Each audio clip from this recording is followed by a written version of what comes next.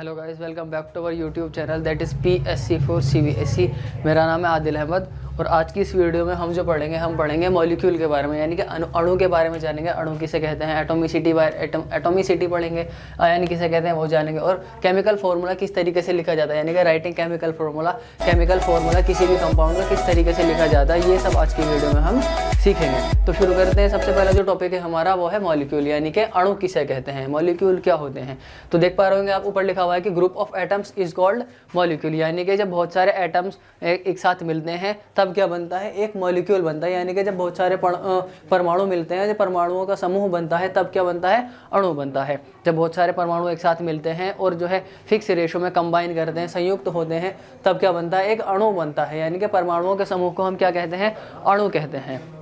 ठीक है, परमाणुओं के समूह को अणु कहते हैं। अब ये जो परमाणु है एक जैसे एलिमेंट के भी हो सकते हैं और अलग अलग एलिमेंट्स के भी हो सकते हैं और मॉलिक्यूल बना सकते हैं। जैसे कि एटम्स ऑफ सेम एलिमेंट और of different elements can join together to form molecule, यानी कि एक जैसे एटम के एक ही एलिमेंट के एटम्स जो है मिलकर के कंपाउंड बना सकते हैं और अलग अलग एटम्स भी मिलकर के कंपाउंड बना सकते हैं। ठीक है, एक ही तत्व के परमाणु या अलग अलग तत्वों के परमाणु परस्पर संयोग करके अणु बनाते हैं। एटम जो है वो कैसे भी हो सकते हैं, सेम भी हो सकते हैं, अलग अलग भी हो सकते हैं, और क्या बनाएंगे मिलकर के, मॉलिक्यूल बनाएंगे, यानी कि अणु बनाएंगे। ठीक, अब जो एक जैसे एलिमेंट के एटम होंगे उनसे कौन सा मॉलिक्यूल बनेगा, उनसे मॉलिक्यूल बनेगा एलिमेंट का मॉलिक्यूल। लिखा हुआ ना, मॉलिक्यूल ऑफ एलिमेंट, यानी कि तत्वों के अणु।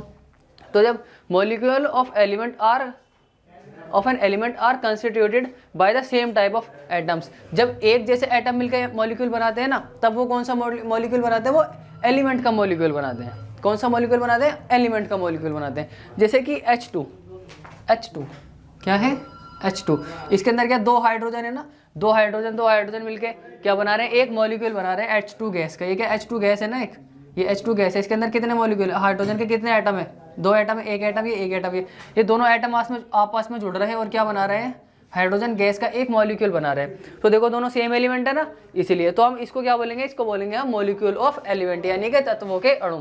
एक ही प्रकार के परमाणुओं से बने अणु तत्वों के अणु कहलाते हैं। ठीक, दूसरा है, अब अगर अलग अलग एटम्स मिल जाए, अलग अलग एटम्स कंबाइन कर जाएं तो कौन सा मॉलिक्यूल बनेगा, जब अलग अलग एटम्स कंबाइन करेंगे तब बनेगा मॉलिक्यूल ऑफ कंपाउंड। यहाँ पर एटम्स नहीं है, मॉलिक्यूल है।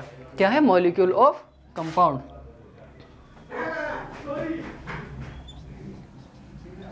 मॉलिक्यूल ऑफ कंपाउंड यानी कि यौगिकों के अणु बनते हैं। ठीक है, अलग अलग तत्वों के परमाणु संयोग करके यौगिकों के अणु बनाते हैं। जब अलग अलग परमाणु मिलते हैं तब क्या बनता है, यौगिकों के अणु बनते हैं। जैसे कि हाइड्रोजन, वाटर बन रहा है, H2O बन रहा है, और NaCl यानी कि सोडियम क्लोराइड बन रहा है। NaCl जो हम अपने घरों में खाते हैं, नमक, वही है, कॉमन सॉल्ट इसको हम बोलते हैं। तो ये देखो, इसके अंदर एक एटम तो है सोडियम का, दूसरा एटम है क्लोरीन का, दोनों मिलकर के क्या बना रहे हैं, सोडियम क्लोराइड बना रहे हैं, इसको हम कॉमन सॉल्ट कहते हैं। ठीक है, तो देखो अलग अलग एलिमेंट मिल रहे हैं ना, अलग अलग एलिमेंट मिलकर के एक मॉलिक्यूल बना रहे हैं, और जब एक मॉलिक्यूल बना रहे हैं अलग अलग एलिमेंट मिलकर के, तो उसको क्या कहेंगे हम, मॉलिक्यूल ऑफ कंपाउंड कहेंगे। ठीक है, वैसे ही फिर उसके बाद अगली जो टर्म आती है हमारे पास, वो आती है एटोमिसिटी। एटोमिसिटी किसे कहते हैं, यानी कि परमाणुकता क्या होती है। ठीक, परमाणुकता क्या होती है, number of atoms present in a molecule. किसी भी मॉलिक्यूल के अंदर जितने एटम प्रेजेंट होते हैं वही क्या होती है, उसकी परमाणुकता कहलाई जाती है, वही उसकी एटोमिसिटी कहलाई जाती है। जैसे कि हीलियम है, जैसे कि पहले देखिए कि किसी अणु में परमाणुओं की संख्या वो क्या कहते हैं, हम उसकी परमाणुकता कहते हैं। अब जो ये एटोमिसिटी है, ये मोनो एटॉमिक भी हो सकती है, डाई एटॉमिक, ट्राई एटॉमिक या फिर पॉली एटॉमिक भी हो सकती है। अब डाई एटॉमिक के बाद पॉली एटॉमिक भी लगा सकते हैं, जैसे कि ट्राई एटॉमिक को भी हम पॉली एटॉमिक बोल सकते हैं। तो देखिए मोनो एटॉमिक किसको कहते हैं, मोनो एटॉमिक मॉलिक्यूल जो एक एटम से बने हुए मॉलिक्यूल उनको बोलेंगे। जैसे कि हीलियम है, आर्गन है, ये क्या है, मोनो एटॉमिक मॉलिक्यूल है। फिर उसके बाद हमारा आता है डाई एटॉमिक मॉलिक्यूल, यानी कि द्विपरमाणुक अणु। इसके अंदर क्या होगा, इसके अंदर मॉलिक्यूल जो होगा वो दो एटम से मिलकर के बना होगा। जब दो एटम आपस में कंबाइन करे होंगे तब जाके एक मॉलिक्यूल बना होगा, और उसको हमने नाम दे दिया डाई एटॉमिक मॉलिक्यूल, क्योंकि ये दो परमाणु से मिलकर के बना है, इसीलिए हमने क्या कह दिया, इसको डाई एटॉमिक मॉलिक्यूल कह दिया। एक ऐसा मॉलिक्यूल जो दो एटम से मिलकर के बना है। जैसे कि हाइड्रोजन गैस है, H2 लिखा हुआ है, ऑक्सीजन गैस है H2, दो ऑक्सीजन के एटम मिले होंगे तब जाकर के ऑक्सीजन का एक मॉलिक्यूल बना होगा, जिसको हम O2 से रिप्रेजेंट करते हैं। वैसे ही N2 गैस है। ठीक, फिर उसके बाद आता है हमारा ट्राई एटॉमिक। अब जैसे ये डाई एटॉमिक, इसके अंदर 2 एटम मिले होंगे तब जाके एक मॉलिक्यूल बना, उसको कह दिया डाई एटॉमिक मॉलिक्यूल। वैसे ही ट्राई एटॉमिक मॉलिक्यूल है, जब 3 एटम आपस में कंबाइन करे होंगे तो उसको कह दिया ट्राई एटॉमिक मॉलिक्यूल।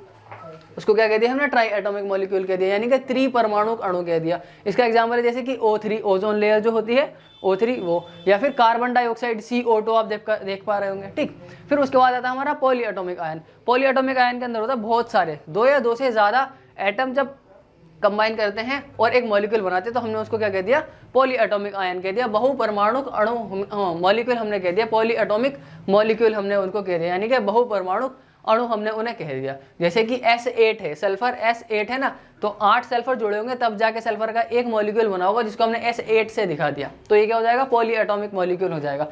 CH4 है, 1 कार्बन है और 4 हाइड्रोजन है, तो कितना हो गया टोटल, 5 हो गए ना, तो इसको क्या कहेंगे हम, पॉली एटॉमिक मॉलिक्यूल कहेंगे, यानी कि बहुपरमाणु अणु कहेंगे। बहुत सारे परमाणु जुड़ करके एक मॉलिक्यूल बना रहे हैं, इसलिए क्या कहेंगे हम इसको, बहुपरमाणु अणु इसको हम कहेंगे, ठीक है। फिर उसके बाद आता है हमारा अगला टॉपिक जो आता है वो है आयन किसे कहते हैं।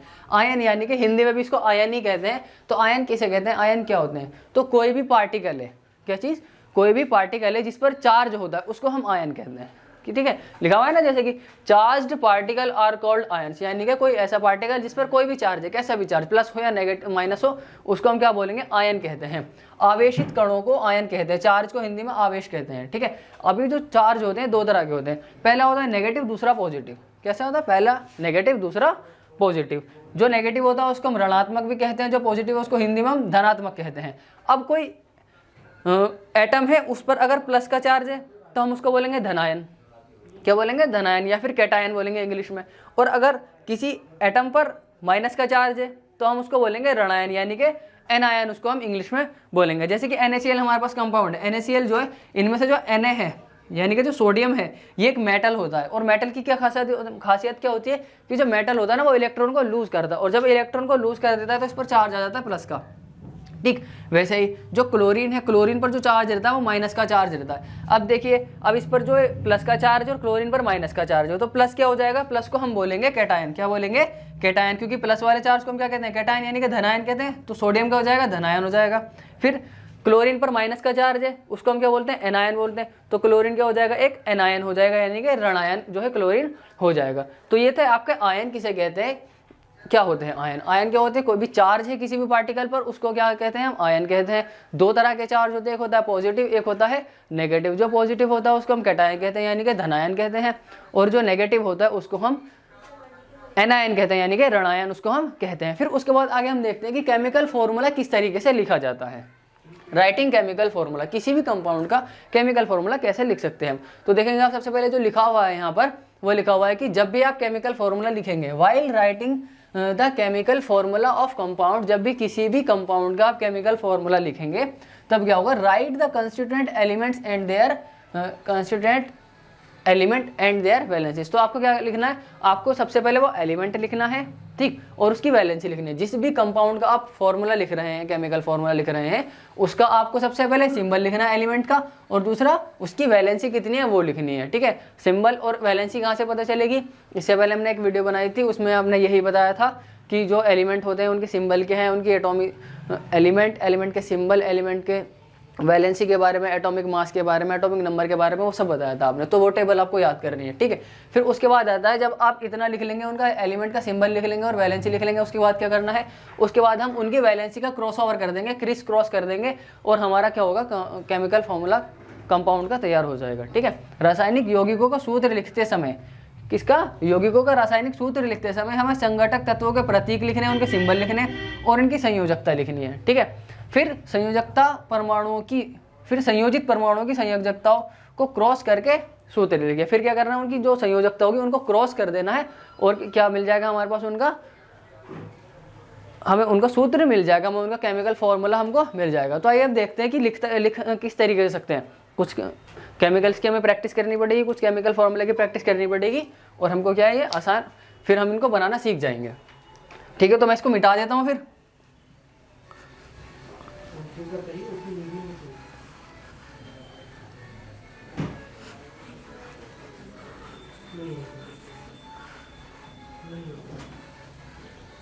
देखिए सबसे पहले मैं लिख रहा हूँ फॉर्मूला ऑफ हाइड्रोजन क्लोराइड। इसका सबसे पहले मैं लिख रहा हूँ formula of hydrogen chloride. Hydrogen chloride का फॉर्मूला किस तरीके से लिख सकते हैं, यानी कि केमिकल फॉर्मूला हाइड्रोजन क्लोराइड का किस तरीके से लिख सकते हैं। तो सबसे पहले हमें क्या लिखना है, एलिमेंट का सिंबल लिखना है। तो सबसे पहले देखेंगे इसके अंदर एलिमेंट का सिंबल, हाइड्रोजन का सिंबल क्या होता है, हाइड्रोजन का सिंबल होता है H। तो हमने पहले एलिमेंट का सिंबल लिख दिया। फिर उसके बाद अगला क्या है, क्लोरीन। क्लोरीन का सिंबल क्या होता है, Cl। तो हमने उसका सिंबल लिख दिया। फिर उसके बाद इनकी वैलेंसी हमें पता होनी चाहिए, वैलेंसी आपको याद करनी पड़ेगी। तो हाइड्रोजन की जो वैलेंसी है, हाइड्रोजन की वैलेंसी कितनी होती है, हाइड्रोजन की वैलेंसी होती है 1। और क्लोरीन की वैलेंसी कितनी होती है, क्लोरीन की वैलेंसी भी 1 ही होती है। ये वैलेंसी आपको याद करनी पड़ेगी, ठीक है। तो इनकी वैलेंसी, अब इनके हमने सिंबल भी लिख दिया, वैलेंसी भी लिख दिया। अब इसके आगे क्या करना है, अब इसके बाद हमें इनका क्या करना है, क्रॉस करना है। Then cross over the valencies of the combining atoms. अब इन एटम्स की वैलेंसी का क्रॉस ओवर करना है हमको। तो इसका क्रॉस कर देंगे, इस तरीके से इनका क्रॉस किया जाता है, ठीक है। अब आपने इसका क्रॉस कर दिया, तो क्रॉस के हिसाब से अब एक किसकी तरफ जा रहा है, हाइड्रोजन की तरफ, और ये वाला एक किस तरफ जा रहा है, क्लोरीन की तरफ जा रहा है। और बेसिकली एक लिखते नहीं है हम, एक हम लिखते नहीं है, तो हम डायरेक्ट इसको इस तरीके से लिख देंगे HCl। ये क्या हो गया हमारा, ये हाइड्रोजन क्लोराइड का फॉर्मूला हो गया हमारा, ठीक है। केमिकल फॉर्मूला ये हमने हाइड्रोजन क्लोराइड का लिख दिया। फिर उसके बाद हम आगे देखते हैं, अगला हमें किसका लिखना है, अगला लिखना है हमें फॉर्मूला ऑफ हाइड्रोजन सल्फाइड। किसका लिखना है, फॉर्मूला ऑफ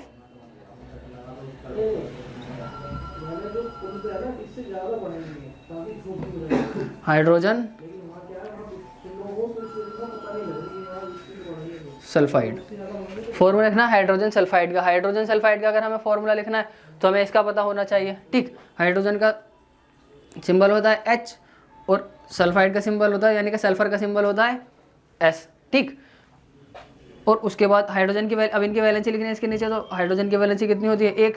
सल्फर की वैलेंसी होती है 2, ठीक है। अब उसके बाद क्या करना है, रूल्स के हिसाब से अब हमें इनका क्या करना है, अब इनका क्रॉस करना है। तो इस तरीके से हम क्रॉस कर देंगे, ठीक। उसके बाद अब क्रॉस के हिसाब से 2 किस तरफ जा रहा है, 2 का एरो हाइड्रोजन की तरफ है, तो 2 जाएगा हाइड्रोजन पर। तो हम इसको इस तरीके से लिख देंगे H2, इसको इस तरीके से लिख देंगे H2। उसके बाद S पर कितना आ रहा है, 1 आ रहा है, तो एक लिखने की जरूरत नहीं होती, हम उसको इस तरीके से लिख सकते हैं। ये हमने लिख दिया H2S हाइड्रोजन सल्फाइड का केमिकल फॉर्मूला, ठीक है। वैसे ही कार्बन टेट्राक्लोराइड का लिखा जाएगा, मैग्नीशियम क्लोराइड का लिखा जाएगा। ये 2 आपको लिखने, किस किसके, कार्बन टेट्राक्लोराइड और मैग्नीशियम क्लोराइड का फॉर्मूला आपको लिखना है, ठीक है। तो गाइस आज की वीडियो में सिर्फ इतना ही रखते हैं, मिलते हैं आपसे अगली वीडियो में। Thank you.